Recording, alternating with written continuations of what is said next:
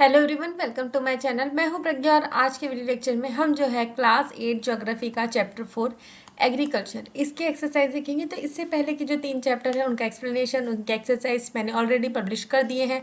वो वीडियोस आप डिस्क्रिप्शन में जाकर प्लेलिस्ट के लिंक आपको मिल जाएंगे, तो वहाँ से आप चेकआउट कर सकते हैं। नहीं तो आप चैनल में डायरेक्टली जाकर प्लेलिस्ट में आप चेक कर सकते हैं। आपको क्लास 8 ज्योग्राफी और उनके एक्सरसाइज इनके इस नाम से आपको प्लेलिस्ट मिल जाएंगे, आप वहाँ पे जाकर चेक कर सकते हैं। तो हम यहाँ पे एग्रीकल्चर की एक्सरसाइज स्टार्ट करेंगे। तो answer the following question. First is what is agriculture. Agriculture होता क्या है, क्या क्या माना जाता है एग्रीकल्चर को। एग्रीकल्चर खेती बाड़ी जो गाँव का किसान करता है उसे एग्रीकल्चर कहा जाता है हमारे देश में।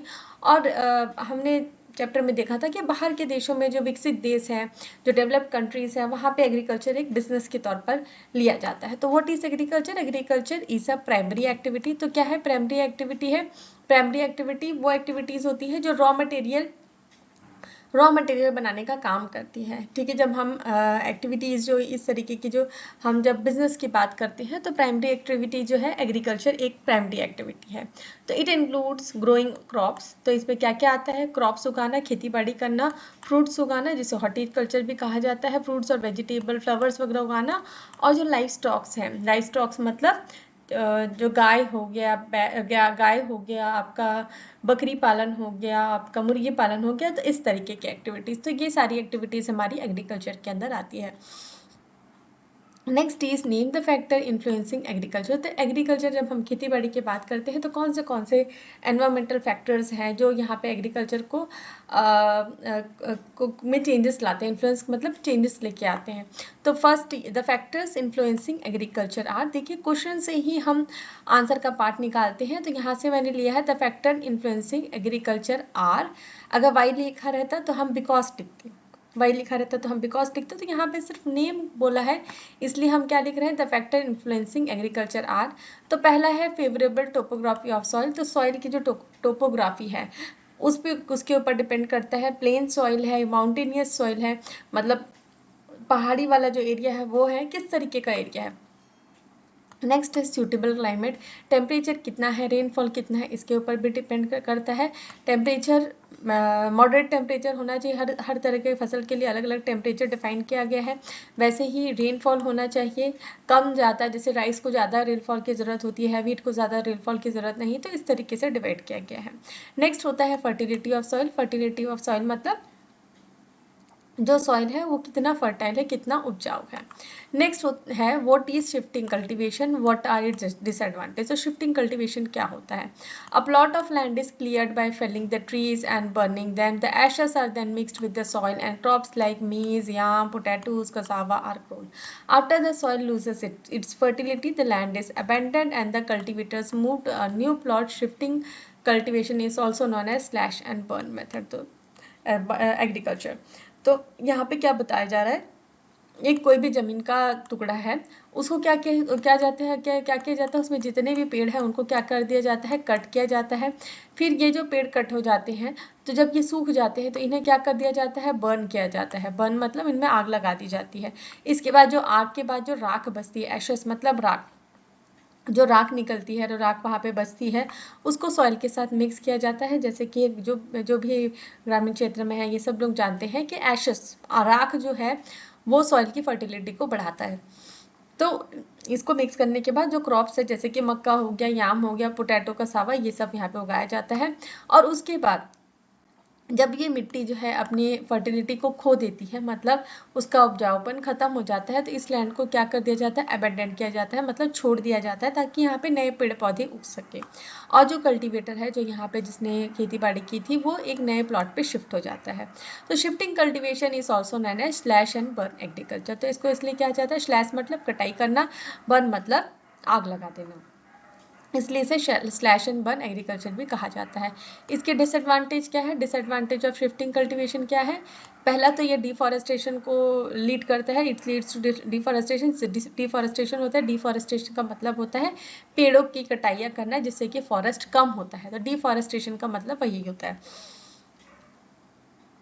Next it causes soil erosion and loss of fertility. तो इससे जो सॉइल है सॉइल इरोशन बढ़ता है और फर्टिलिटी भी जो है सॉइल की वो खत्म होती है। नेक्स्ट चीज, फर्टिलिटी कैसे सॉइल की खत्म हुई, तो अभी हमने देखा पेड़ को काटा जा रहा है तो सॉइल, जब टॉप सॉइल जो वहां से निकल जाता है तो सॉइल ऑब्वियसली लेस फर्टाइल हो जाता है। नेक्स्ट चीज, what is plantation agriculture. Plantation agriculture क्या होता है, तो plantation are type of commercial farming where single crop of tea, coffee, sugar cane, cashew, rubber, banana और कॉटन आर ग्रोन।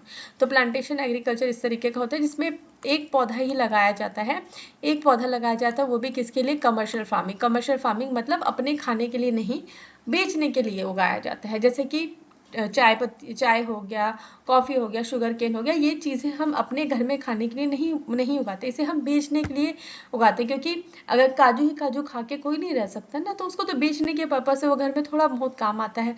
रबर हो गया, बनाना हो गया, तो ये सबको प्लांटेशन एग्रीकल्चर के अंदर रखा जाता है। तो ये सारी जो फसलें हैं ये प्लांटेशन एग्रीकल्चर के लिए आती हैं और इसे कमर्शियल फार्मिंग के लिए यूज़ किया जाता है, ये कमर्शियल फार्मिंग के अंतर्गत आता है। तो इसके लिए बहुत सारा लेबर और कैपिटल चाहिए रहता है, ये हमने देखा था, चैप्टर में भी देखा था। इसके लिए बहुत सारा लेबर और कैपिटल चाहिए रहता है और ट्रांसपोर्टेशन फैसिलिटीज़ भी सही होनी चाहिए। जहाँ पे भी इस तरीके की कमर्शियल फार्मिंग होती है वहाँ पे ट्रांसपोर्टेशन बहुत ज़्यादा ज़रूरी होता है। जैसे कि अगर हम बनाना की खेती कर रहे हैं तो बनाना अगर उगाया है तो सही समय पे अगर बाजार में नहीं पहुंच पाया, अगर ट्रांसपोर्टेशन फैसिलिटी नहीं, तो बनाना उगाने का क्या मतलब। तो इस तरीके के जो क्रॉप्स है, जैसे शुगर केन हो गया, ये एक जगह से निकल के दूसरी जगह यहाँ पे जाने के लिए इनको समय चाहिए रहता है, तो यहाँ के लिए ट्रांसपोर्टेशन फैसिलिटीज भी इंपॉर्टेंट होता है। Next is name the fibre crops and name the climatic condition required for their growth.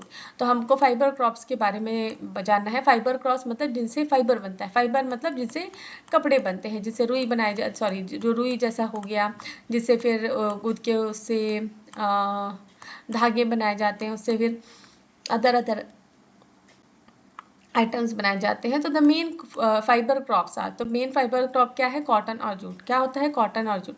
तो सबसे पहले हम कॉटन के बारे में देखेंगे। तो क्लाइमेटिक कंडीशन क्या क्या रहती है, क्या चाहिए रहती है कॉटन के लिए।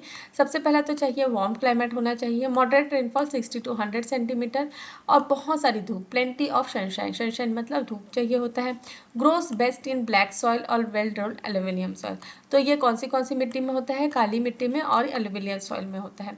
जूट, सेकंड आपका जूट है। क्लाइमेटिक कंडीशंस क्या क्या चाहिए, हॉट एंड ह्यूमिड क्लाइमेट चाहिए, हैवी रेनफॉल होनी चाहिए मोर देन 100 सेंटीमीटर और grows well in well drained alluvial soil especially in river basin. तो रिवर बेसिन जो है, जैसे कि कोलकाता वगैरह का जो वेस्ट बंगाल का एरिया, वहाँ पे जूट बहुत ज़्यादा होता है। नेक्स्ट हमको देखना है tick the correct answer, correct answer हमको बताना है इसमें से। तो हॉर्टिकल्चर का क्या मतलब होता है, तो ग्रोइंग ऑफ इट्स तो नहीं होता, प्रिमिटिव फार्मिंग नहीं होता, तो क्या होता है, growing of fruits and vegetable. Answer क्या है, growing of fruits and vegetables. Golden fibre, golden fibre किसे कहा जाता है, अगर आपने चैप्टर को अच्छे से पढ़ा है तो आपको क्वेश्चन आंसर्स बहुत इजी लगने वाले हैं। अगर आपने चैप्टर्स को नहीं पढ़ा है, मेरा वीडियो लेक्चर नहीं देखा है, तो आपको क्वेश्चन आंसर्स बहुत टफ लगने वाले हैं। तो इसलिए सबसे पहले वो वीडियोस देख लीजिए जिसको मैंने 2 पार्ट्स में कवर किया है, उसके बाद आप इस पार्ट में आए। तो गोल्डन फाइबर क्या किसे कहा जाता है, जूट, किसे कहा जाता है, जूट को।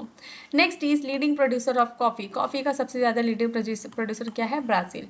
हमको नेक्स्ट गिव रीजंस देना है। In India agriculture is primary activity. तो अभी हमने देखा चैप्टर के क्वेश्चन आंसर्स के स्टार्टिंग में ही देखा कि एग्रीकल्चर क्या है, प्राइमरी एक्टिविटी है। कैसे, तो agriculture is primary activity in India because it involves direct use of natural resources like soil, water, sunlight to grow crops and rear animals. तो एग्रीकल्चर को प्राइमरी एक्टिविटी क्यों कहा जाता है, क्योंकि एग्रीकल्चर करने के लिए, खेती करने के लिए हमको सॉरी डायरेक्टली जो है डायरेक्टली जो है नेचुरल रिसोर्स का यूज करना चाहता है, जैसे कि सॉइल हो गया, वाटर, सनलाइट। इससे क्या करते हैं, हम क्रॉप्स उगाते हैं और एनिमल्स का पालन करते हैं। Next is different crops are grown in different region. So अलग अलग रीजन्स में अलग अलग तरीके के क्रॉप्स जो है क्यों लगाए जाते हैं। तो different crops are grown in different regions because variation in climate, soil, rainfall and temperature. तो हम जो है क्लास 7 से ही पढ़ते आ रहे हैं कि अलग अलग जो भी पृथ्वी का जो एरिया है, जो हमारे जो भी एरिया है, हमारा जो लिथोस्फीयर का जो एरिया है, उसका टेक्सचर हर जगह अलग होता है, टोपोग्राफी अलग होती है और टोपोग्राफी के हिसाब से क्लाइमेट अलग होता है, सॉइल के टाइप्स अलग होते हैं, अलग अलग जगहों पे अलग अलग तरीके का अलग अलग सेंटीमीटर्स में रेनफॉल होता है, टेम्परेचर अलग होता है। तो इन सारे वेरिएशंस के कारण अलग अलग जगहों में डिफरेंट डिफरेंट रीजन्स में डिफरेंट क्रॉप्स उगाए जाते हैं। नेक्स्ट हमको देखना है डिस्टिंग्विश बिटवीन द फॉलोइंग। तो सबसे पहला है प्राइमरी एक्टिविटी और टर्नरी एक्टिविटी। तो प्राइमरी एक्टिविटी और टर्नरी एक्टिविटी, तो प्राइमरी एक्टिविटी में क्या होता है, direct use of natural resource, तो this involves direct use of natural resource. Ternary activities में क्या होता है, this provide services to people and industries. तो प्राइमरी, सेकेंडरी, देन टर्नरी। तो प्राइमरी एक्टिविटीज क्या है, रॉ मटेरियल बनाने का काम करती है। सेकेंडरी वाले जो है रॉ मटेरियल को प्रोसेस करके फिनिश गुड्स बनाने का काम करते हैं। और टर्नरी एक्टिविटीज क्या होती है, जिसमें लोग सर्विसेज देते हैं इन लोगों को जो यहाँ पे प्राइमरी और सेकेंडरी एक्टिविटीज में इन्वॉल्व रहते हैं। नेक्स्ट इज एग्जाम्पल्स क्या है, फार्मिंग, फिशिंग, माइनिंग, फॉरेस्ट्री। तो ये जो है एग्जाम्पल्स होते हैं, जैसे कि मछली पालन हो गया, फार्मिंग हो गया, खेती बाड़ी करना हो गया, माइनिंग का काम हो गया, फॉरेस्ट्री का काम हो गया, फॉरेस्ट से सामान लेके आने का। नेक्स्ट एग्जाम्पल है ट्रांसपोर्ट, बैंकिंग। टर्नरी एक्टिविटीज़ का एग्जाम्पल है ट्रांसपोर्ट, बैंकिंग, टीचिंग और कम्युनिकेशन। सो प्राइमरी एक्टिविटीज़ के अंदर आते हैं, they are base of all economic activities. तो सारी जितनी भी इकोनॉमिक एक्टिविटीज़ होती हैं उनका बेस माना जाता है प्राइमरी एक्टिविटीज़ को। टर्नरी एक्टिविटीज़ क्या होती है, दे सपोर्ट प्राइमरी और सेकेंडरी एक्टिविटीज़। तो प्राइमरी और सेकेंडरी एक्टिविटीज़ को सपोर्ट करने के लिए टर्नरी एक्टिविटी, टर्नरी सेक्टर जो है वो काम करता है। Next is subsistence farming and intensive farming. तो इनमें क्या डिफरेंस होता है, subsistence farming and intensive farming. तो सब्सिस्टेंस फार्मिंग में क्या होता है, हम अपने खुद के खाने के लिए जो है क्रॉप्स उगाते हैं। तो the crops are grown mainly for family consumption. तो अपने खाने के लिए जो है क्रॉप्स उगाए जाते हैं, कोई मार्केट में ज़्यादा बिजनेस करने के लिए या पैसा बनाने के लिए सब्सिस्टेंस फार्मिंग नहीं की जाती। इंटेंसिव फार्मिंग में क्या होता है, crops are grown mainly for sale in the market. तो मार्केट में सेल करने के लिए इंटेंसिव फार्मिंग की जाती है। सब्सिस्टेंस फार्मिंग में सिंपल टूल्स और फैमिली जो लेबर है, फैमिली के जो लोग हैं वही काम करते हैं।